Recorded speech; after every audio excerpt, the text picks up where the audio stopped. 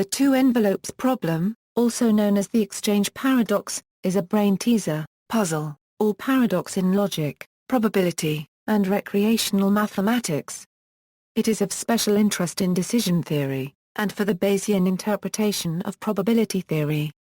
Historically, it arose as a variant of the necktie paradox. The problem typically is introduced by formulating a hypothetical challenge of the following type: of two indistinguishable envelopes, each containing money, one contains twice as much as the other. The subject may pick one envelope and keep the money it contains. Having chosen an envelope at will, but before inspecting it, the subject gets the chance to take the other envelope instead. What is the optimal rational strategy for maximizing the amount of money to be gained?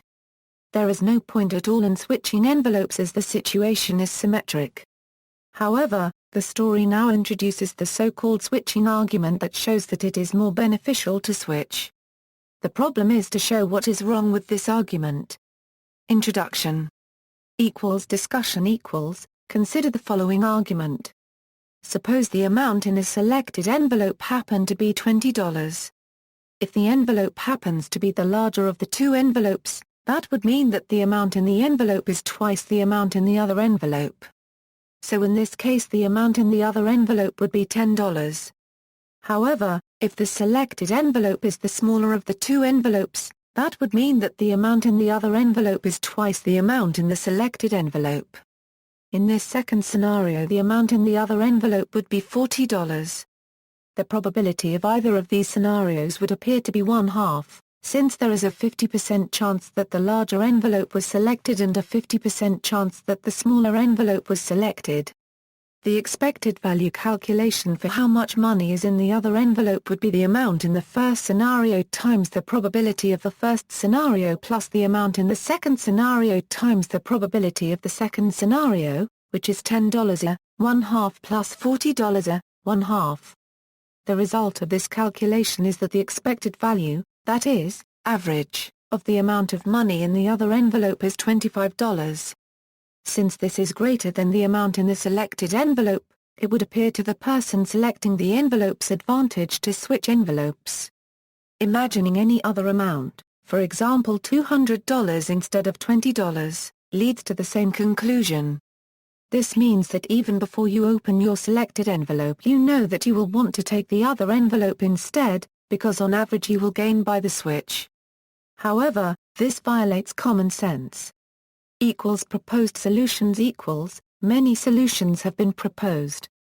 Commonly one writer proposes a solution to the problem as stated, after which another writer shows that altering the problem slightly revives the paradox.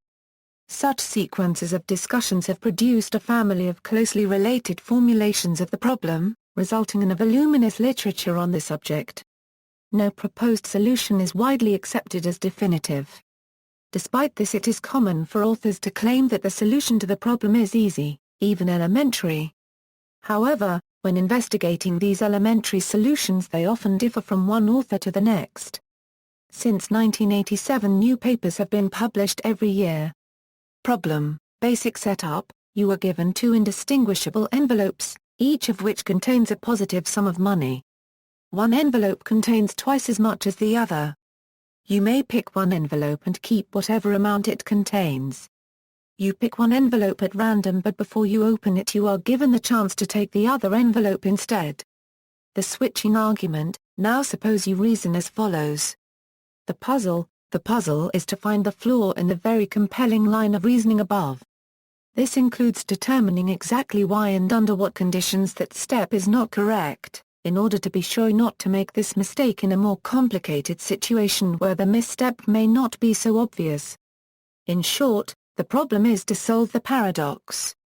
Simple resolutions. A common way to resolve the paradox, both in popular literature and part of the academic literature, especially in philosophy, is to assume that the A in step 7 is intended to be the expected value in envelope A and that we intended to write down a formula for the expected value in envelope B. Step 7 states that the expected value in B equals 1/2, 2A plus A/2. It is pointed out that the A in the first part of the formula is the expected value, given that envelope A contains less than envelope B, but the A, In the second part of the formula is the expected value in A, given that envelope A contains more than envelope B.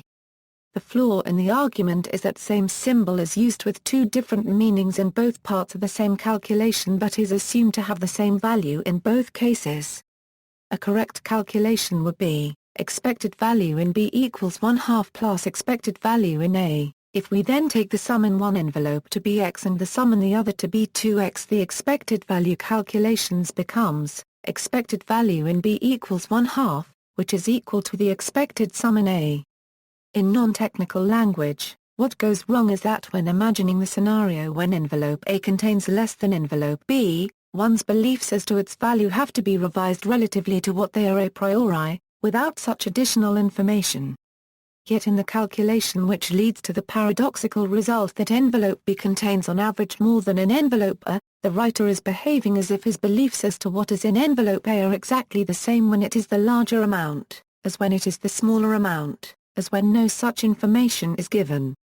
Of course, the actual amount in the envelope is fixed and doesn't change if it is revealed which envelope has more. The point is that this amount, whatever it was, is unknown to him. It is his beliefs about the amount which could not be the same if he was given further information as to which envelope has more. Line 7 should have been worked out more carefully as follows. A will be larger when A is larger than B, than when it is smaller than B, so its average values in those two cases are different. And the average value of A is not the same as A itself, anyway. Two mistakes are being made. The writer forgot he was taking expectation values, and he forgot he was taking expectation values under two different conditions. It would have been easier to compute E, B, directly. Denoting the lower of the two amounts by x, and taking it to be fixed, we find that we learn that 1.5x is the expected value of the amount in envelope B. By the same calculation, it is also the expected value of the amount in envelope A.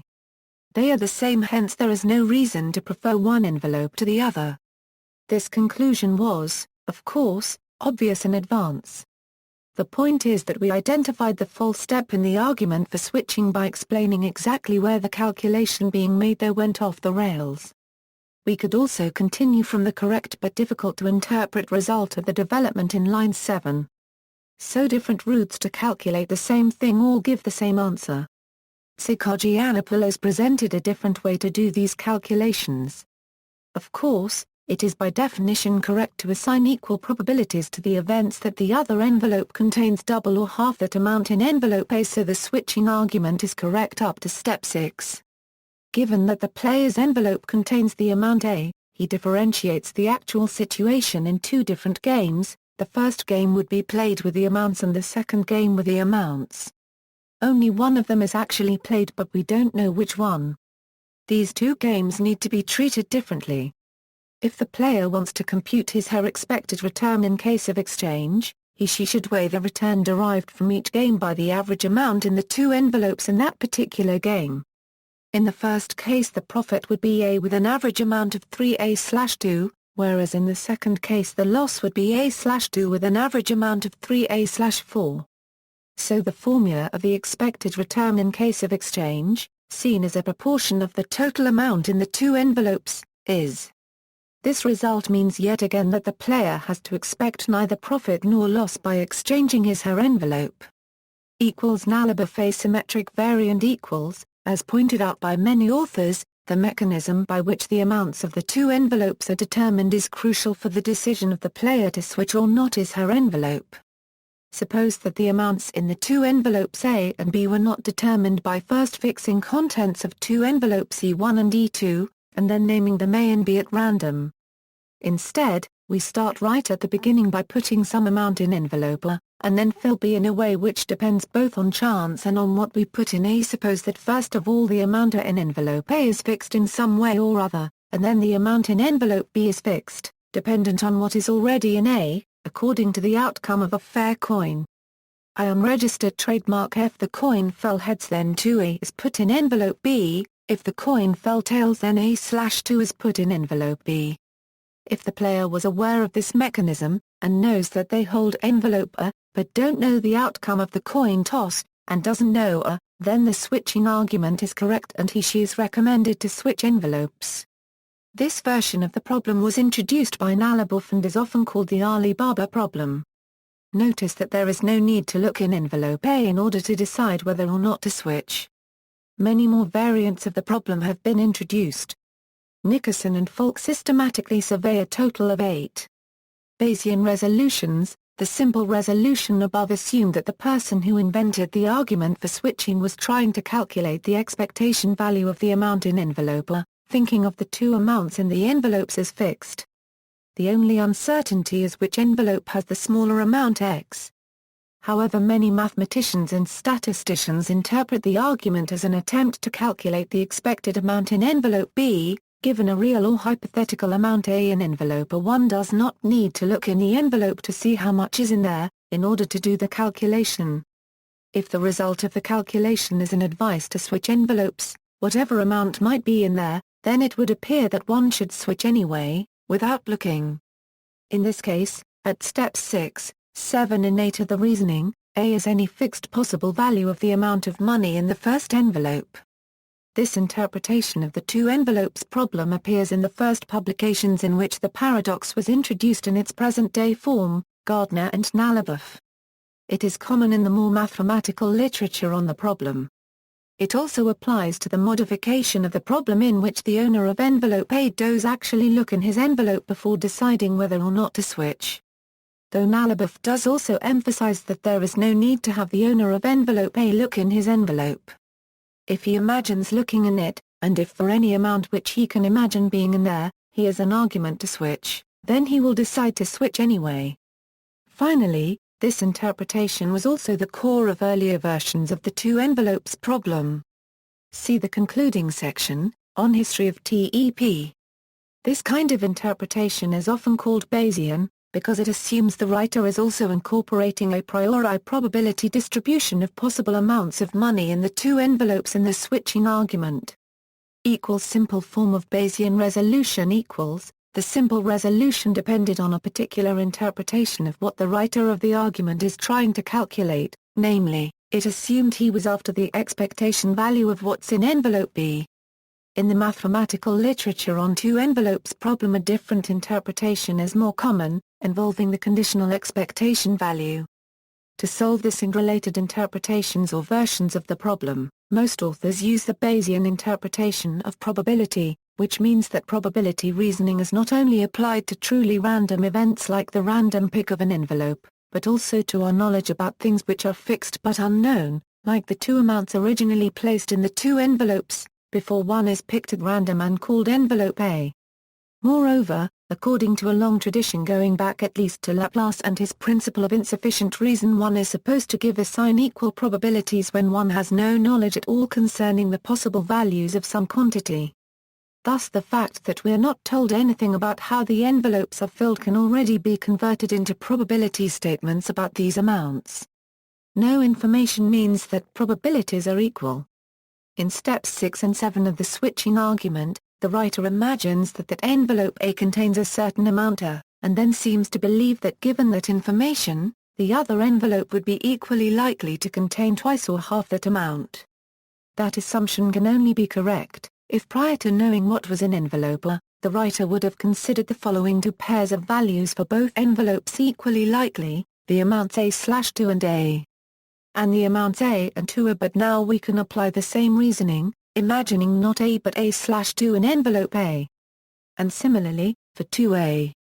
And similarly, ad infinitum, repeatedly halving or repeatedly doubling as many times as you like. Suppose for the sake of argument, we start by imagining an amount 32 in envelope A. In order that the reasoning in steps 6 and 7 is correct, whatever amount happened to be in envelope A, we apparently believe in advance that all the following 10 amounts are all equally likely to be the smaller of the two amounts in the two envelopes, 1, 2, 4, 8, 16, 32, 64, 128, 256, 512. But going to even larger or even smaller amounts, the equally likely assumption starts to appear a bit unreasonable. Suppose we stop just with these 10 equally likely possibilities for the smaller amount in the two envelopes. In that case, The reasoning in steps 6 and 7 was entirely correct if envelope A happened to contain any of the amounts 2, 4, 512. Switching envelopes would give an expected gain of 25%. If envelope A happened to contain the amount 1, then the expected gain is actually 100%. But if it happened to contain the amount 1024, a massive loss of 50% would have been incurred. That only happens once in 20 times, but it is exactly enough to balance the expected gains in the other 19 out of 20 times. Alternatively, we do go on ad infinitum, but now we are working with a quite ludicrous assumption, implying for instance, that it is infinitely more likely for the amount in envelope A to be smaller than 1, and infinitely more likely to be larger than 1024, than between those two values. This is a so-called improper prior distribution. Probability calculus breaks down. Expectation values are not even defined. See Falk and Konold and. Many authors have also pointed out that if a maximum sum that can be put in the envelope with a smaller amount exists, then it is very easy to see that step 6 breaks down, since if the player holds more than the maximum sum that can be put into the smaller envelope, they must hold the envelope containing the larger sum, and are thus certain to lose by switching. This may not occur often, but when it does, the heavy loss the player incurs means that, on average, there is no advantage in switching. Some writers consider that this resolves all practical cases of the problem. But the problem can also be resolved mathematically without assuming a maximum amount. Nalaboff, Christensen and Utz, Falk and Konold, Blackman, Christensen and Utz, Nickerson and Falk, pointed out that if the amounts of money in the two envelopes have any proper probability distribution representing the player's prior beliefs about the amounts of money in the two envelopes, then it is impossible that whatever the amount A equals L in the first envelope might be, it would be equally likely, according to these prior beliefs, that the second contains A/2 or 2A. Thus step 6 of the argument, which leads to always switching, is a non sequitur, also when there is no maximum to the amounts in the envelopes. Introduction to further developments in connection with Bayesian probability theory. The first two resolutions discussed above correspond to two possible interpretations of what is going on in step 6 of the argument.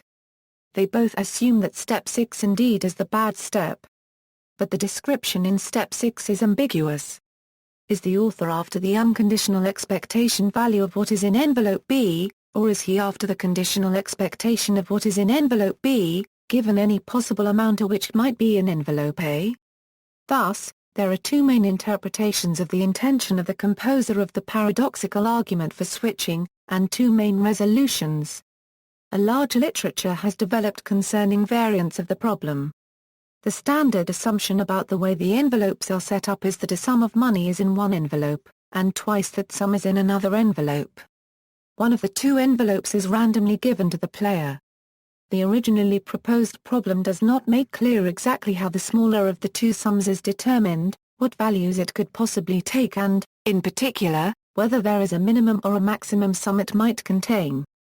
However, if we are using the Bayesian interpretation of probability, then we start by expressing our prior beliefs as to the smaller amount in the two envelopes through a probability distribution.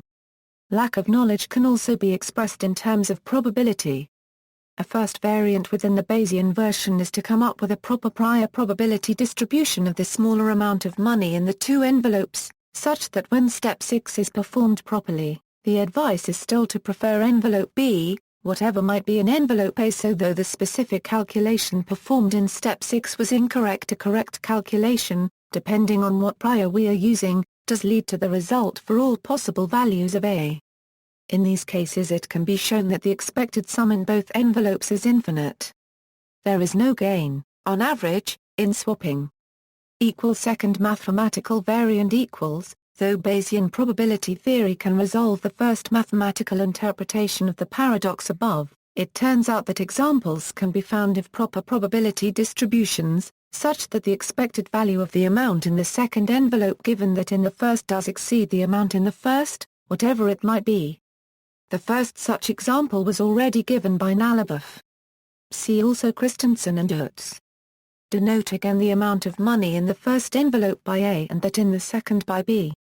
We think of these as random. Let x be the smaller of the two amounts and y equals 2x be the larger. Notice that once we have fixed a probability distribution for x, then the joint probability distribution of A, B is fixed, since A, B equals x, y or y, x each with probability 1/2, independently of x, y. The bad step 6 in the always switching argument led us to the finding E, B A equals A for all A, and hence to the recommendation to switch, whether or not we know A. Now, it turns out that one can quite easily invent proper probability distributions for x, the smaller of the two amounts of money, such that this bad conclusion is still true. One example is analyzed in more detail, in a moment. As mentioned before, it cannot be true that whatever A, given A equals A, B is equally likely to be A/2 or 2A, but it can be true that whatever A, given A equals A, B is larger in expected value than A. Suppose for example that the envelope with a smaller amount actually contains $2n with probability 2n/3n plus 1 where n equals 0, 1, 2, €. These probabilities sum to 1, hence the distribution is a proper prior and a completely decent probability law also for frequentists. Imagine what might be in the first envelope. A sensible strategy would certainly be to swap when the first envelope contains 1, as the other must then contain 2. Suppose on the other hand the first envelope contains 2. In that case there are two possibilities: the envelope pair in front of us is either 1, 2 or 2, 4. All other pairs are impossible. The conditional probability that we are dealing with the 1, 2 pair, given that the first envelope contains 2, is. And consequently the probability it's the 2, 4 pair is 2/5, since these are the only two possibilities. In this derivation, is the probability that the envelope pair is the pair 1 and 2, and envelope A happens to contain 2. Is the probability that the envelope pair is the pair 2 and 4, and envelope A happens to contain 2. Those are the only two ways that envelope A can end up containing the amount 2. It turns out that these proportions hold in general unless the first envelope contains 1.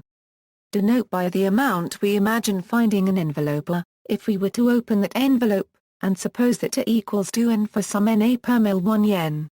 In that case the other envelope contains A/2 with probability 3/5 and 2 with probability 2/5. So either the first envelope contains 1, in which case the conditional expected amount in the other envelope is 2, or the first envelope contains a greater than 1, and though the second envelope is more likely to be smaller than larger, its conditionally expected amount is larger. The conditionally expected amount in envelope B is, which is more than A. This means that the player who looks in envelope A would decide to switch whatever he saw there. Hence there is no need to look in envelope A to make that decision. This conclusion is just as clearly wrong as it was in the preceding interpretations of the two envelopes problem. But now the flaws noted above do not apply. The A in the expected value calculation is a constant and the conditional probabilities in the formula are obtained from a specified and proper prior distribution. Equals proposed resolutions through mathematical economics equals, most writers think that the new paradox can be diffused, although the resolution requires concepts from mathematical economics. Suppose for all A. It can be shown that this is possible for some probability distributions of X only if, that is, if the mean of all possible values of money in the envelopes is infinite. To see why, compare the series described above in which the probability of each X is 2/3 as likely as the previous X with one in which the probability of each X is only 1/3 as likely as the previous X. When the probability of each subsequent term is greater than 1/2 of the probability of the term before it the mean is infinite, but when the probability factor is less than 1/2, the mean converges. In the cases where the probability factor is less than 1/2, for all other than the first, smallest A, and the total expected value of switching converges to 0. In addition, if an ongoing distribution with a probability factor greater than 1/2 is made finite by, after any number of terms, establishing a final term with all the remaining probability, that is, 1 minus the probability of all previous terms, the expected value of switching with respect to the probability that A is equal to the last, largest A will exactly negate the sum of the positive expected values that came before, and again the total expected value of switching drops to 0. Thus, the only distributions that seem to point to a positive expected value for switching are those in which, averaging over A, it follows that if we don't look into the first envelope, then clearly there is no reason to switch, since we would be exchanging one unknown amount of money, whose expected value is infinite, for another unknown amount of money, with the same probability distribution and infinite expected value. However, if we do look into the first envelope, then for all values observed we would want to switch because for all A. As noted by David Chalmers, this problem can be described as a failure of dominance reasoning.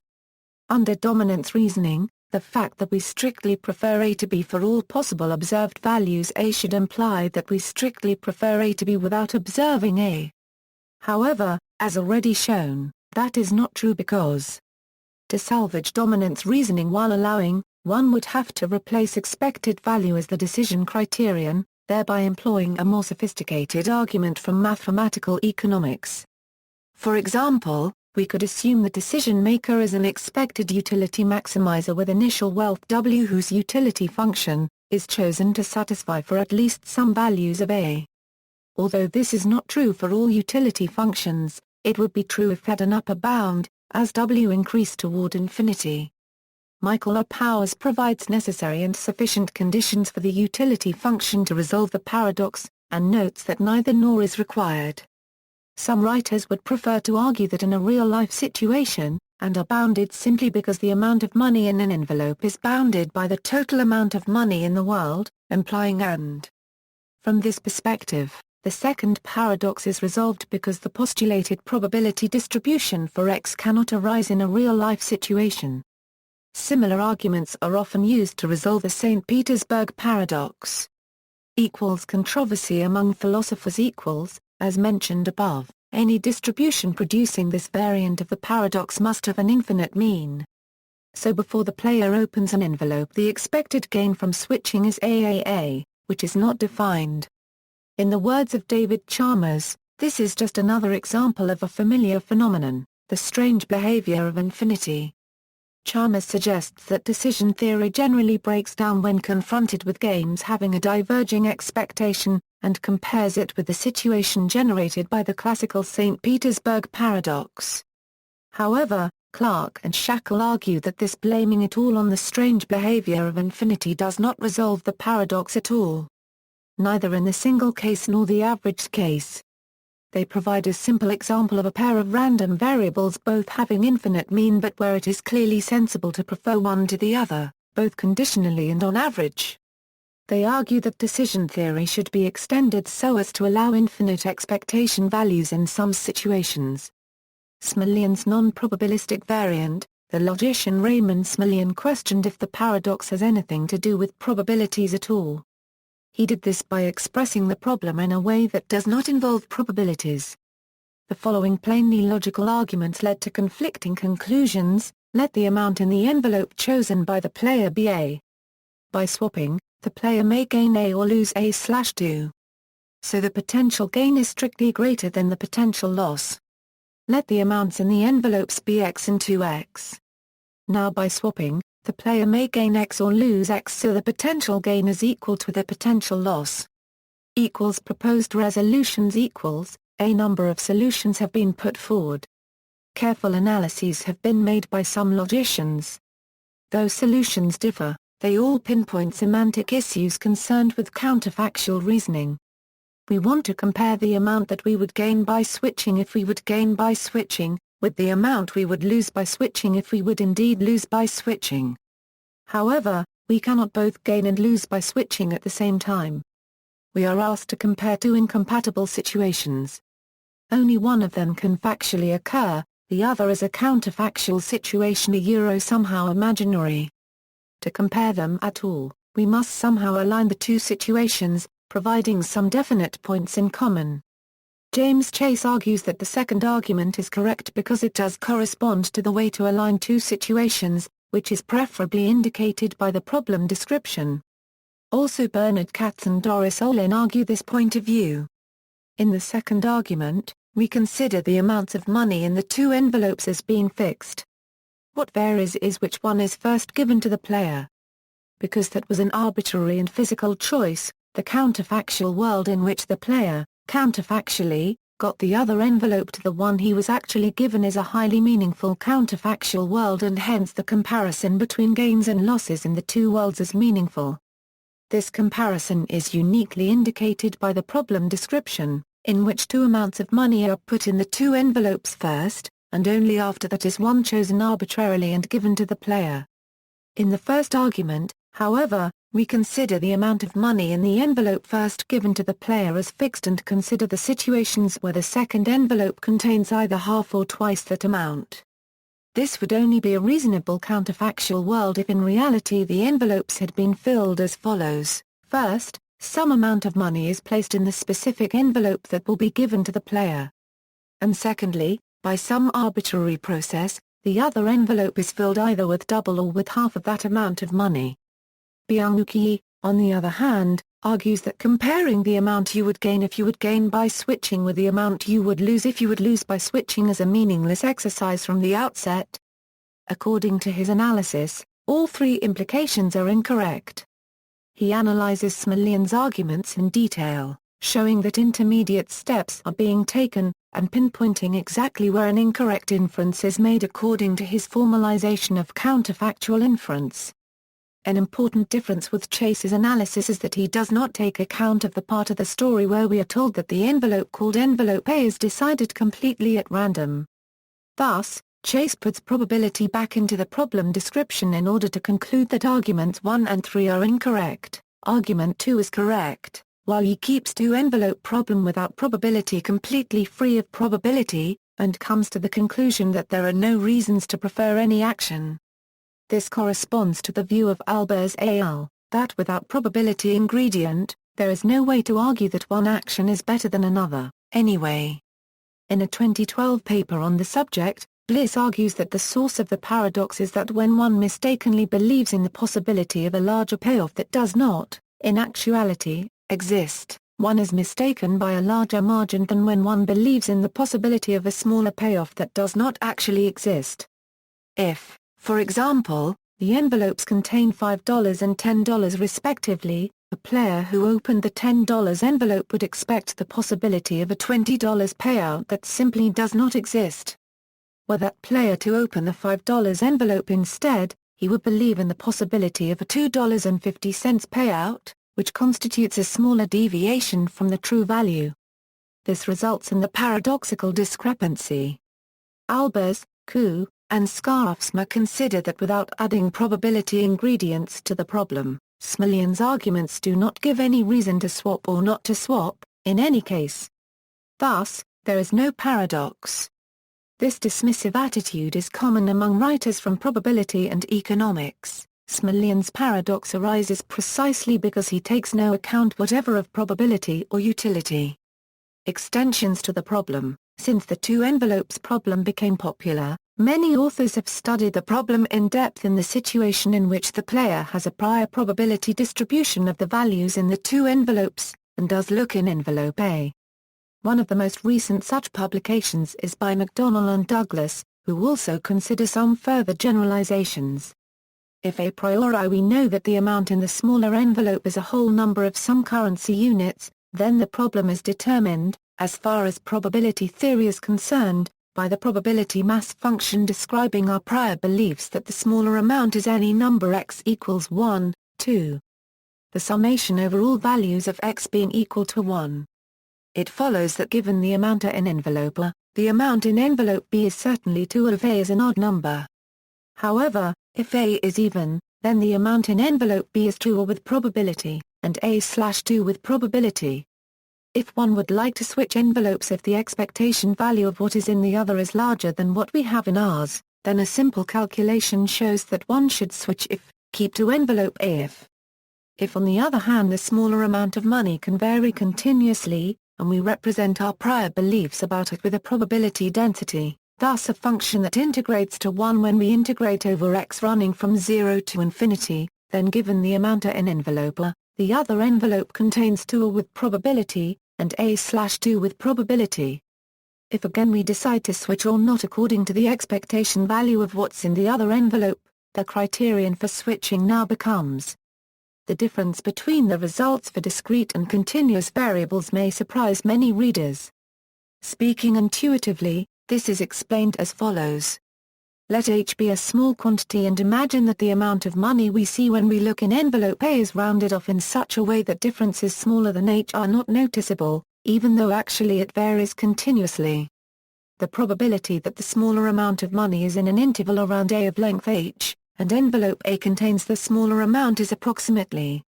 The probability that the larger amount of money is in an interval around A of length H corresponds to the smaller amount being in an interval of length H/2 around A/2. Hence the probability that the larger amount of money is in a small interval around A of length H and envelope A contains the larger amount is approximately. Thus, given envelope A contains an amount about equal to A, the probability it is the smaller of the two is roughly. If the player only wants to end up with a larger amount of money, and does not care about expected amounts, then in the discrete case he should switch if A is an odd number, or if A is even and. In the continuous case he should switch if. Some authors prefer to think of probability in a frequentist sense. If the player knows the probability distribution used by the organizer to determine the smaller of the two values, then the analysis would proceed just as in the case when P or F represents subjective prior beliefs. However, what if we take a frequentist point of view, but the player does not know what probability distribution is used by the organizer to fix the amounts of money in any one instance? Thinking of the arranger of the game and the player as two parties in a two-person game, puts the problem into the range of game theory. The arranger's strategy consists of a choice of a probability distribution of X, the smaller of the two amounts. Allowing the player also to use randomness in making his decision, his strategy is determined by his choosing a probability of switching for each possible amount of money he might see in envelope A. In this section we so far only discussed fixed strategies, that is strategies for which Q only takes the value 0 and 1, and we saw that the player is fine with a fixed strategy, if he knows the strategy of the organizer. In the next section we will see that randomized strategies can be useful when the organizer's strategy is not known. Randomized solutions supposes in the previous section that the player is allowed to look in the first envelope before deciding whether to switch or to stay. We'll think of the contents of the two envelopes as being two positive numbers, not necessarily two amounts of money. The player is allowed either to keep the number in envelope A, or to switch and take the number in envelope B. We'll drop the assumption that one number is exactly twice the other, we'll just suppose that they are different and positive. On the other hand, instead of trying to maximize expectation values, we'll just try to maximize the chance that we end up with a larger number.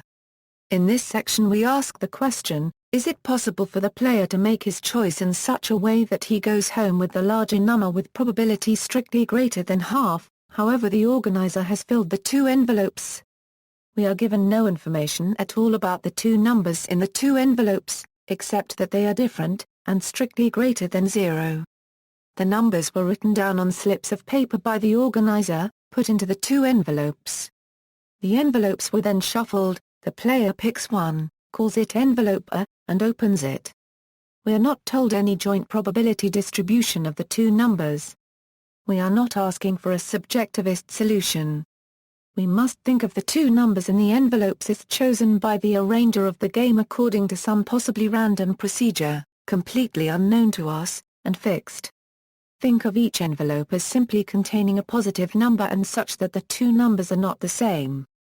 The job of the player is to end up with the envelope with the larger number. This variant of the problem, as well as its solution, is attributed by McDonnell and Abbott, and by earlier authors, to information theorist Thomas M. Cover. Counterintuitive though it might seem, there is a way that the player can decide whether to switch or to stay so that he has a larger chance than one half of finishing with the bigger number, however the two numbers are chosen by the arranger of the game. However, it is only possible with a so-called randomized algorithm. The player must be able to generate his own random numbers. Suppose he is able to produce a random number, let's call it Z, such that the probability that Z is larger than any particular quantity Z is exp. Z. Note that exp. Z starts off equal to 1 at z equals 0 and decreases strictly and continuously as z increases, tending to 0 as z tends to infinity. So the chance is 0 that z is exactly equal to any particular number, and there is a positive probability that z lies between any two particular different numbers. The player compares his z with the number in envelope A. If z is smaller, he keeps the envelope. If z is larger, he switches to the other envelope. Think of the two numbers in the envelopes as fixed. Think of the player's random z as a probe with which he decides whether the number in envelope A is small or large. If it is small compared to z, he switches. If it is large compared to z, he stays. If both numbers are smaller than the player z, his strategy does not help him. He ends up with the envelope B, which is equally likely to be the larger or the smaller of the two. If both numbers are larger than z, his strategy does not help him either. He ends up with the first envelope A, which again is equally likely to be the larger or the smaller of the two. However, if z happens to be in between the two numbers, then his strategy leads him correctly to keep envelope A if its contents are larger than those of B, but to switch to envelope B if A has smaller contents than B altogether. This means that he ends up with the envelope with a larger number with probability strictly larger than 1/2. To be precise, the probability that he ends with the winning envelope is 1/2 plus P, z falls between the two numbers, /2. In practice, the number z we have described could be determined to the necessary degree of accuracy as follows. Toss a fair coin many times, and convert the sequence of heads and tails into the binary representation of a number u between 0 and 1, for instance, HTH becomes the binary representation of u equals 0.101101. In this way, we generate a random number u, uniformly distributed between 0 and 1. Then define z equals a ln, where ln stands for natural logarithm, that is, logarithm to base e. Note that we just need to toss the coin long enough to verify whether z is smaller or larger than the number in the first envelope here. We do not need to go on forever. We only need to toss the coin a finite number of times. At some point we can be sure that the outcomes of further coin tosses would not change the outcome. The particular probability law used to generate the random number z in this problem is not crucial. Any probability distribution over the positive real numbers that assigns positive probability to any interval of positive length does the job. This problem can be considered from the point of view of game theory, where we make the game a two-person zero-sum game with outcomes win or lose, depending on whether the player ends up with the higher or lower amount of money. The organizer chooses the joint distribution of the amounts of money in both envelopes, and the player chooses the distribution of z. The game does not have a solution in the sense of game theory. This is an infinite game and von Neumann's minimax theorem does not apply. History of the paradox. The envelope paradox dates back at least to 1953, when Belgian mathematician Maurice Krajcik proposed a puzzle in his book Recreational Mathematics concerning two equally rich men who meet and compare their beautiful neckties, presents from their wives, wondering which tie actually cost more money. He also introduces a variant in which the two men compare the contents of their purses. He assumes that each purse is equally likely to contain one up to some large number x of pennies, the total number of pennies minted to date. The men do not look in their purses but each reasons that they should switch. He does not explain what is the error in their reasoning. It is not clear whether the puzzle already appeared in an earlier 1942 edition of his book. It is also mentioned in a 1953 book on elementary mathematics and mathematical puzzles by the mathematician John Edensor Littlewood, who credited it to the physicist Erwin Schrödinger, where it concerns a pack of cards. Each card has two numbers written on them. The player gets to see a random side of a random card, and the question is whether one should turn over the card. Littlewood's pack of cards is infinitely large and his paradox is a paradox of improper prior distributions. Martin Gardner popularized Krajcik's puzzle in his 1982 book Aha! Gotcha! In the form of a wallet game. Two people, equally rich, meet to compare the contents of their wallets. Each is ignorant of the contents of the two wallets. The game is as follows: whoever has the least money receives the contents of the wallet of the other. One of the two men can reason, I have the amount A in my wallet. That's the maximum that I could lose.